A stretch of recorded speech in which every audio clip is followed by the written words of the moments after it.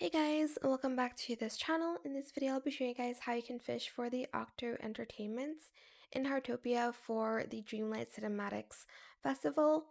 So if you go to the festival event and go to the fishing challenge, you'll see you have a chance to catch limited fish in the Whale Sea.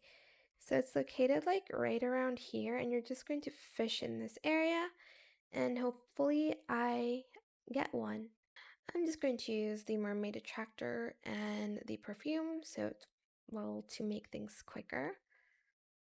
Okay, and I cut one, and there are like 4 different hat colors if you want to collect them all. But yeah, that is it. I hope it was helpful for you guys. Don't forget to like, comment, share, and also subscribe to this channel if you haven't done that already. If you have any more questions about this video, just leave it in the comment section down below. I will try my best to answer them all for you guys. And if you found this video helpful, please click the thanks button as well. That is it. Thank you so much for watching. Bye!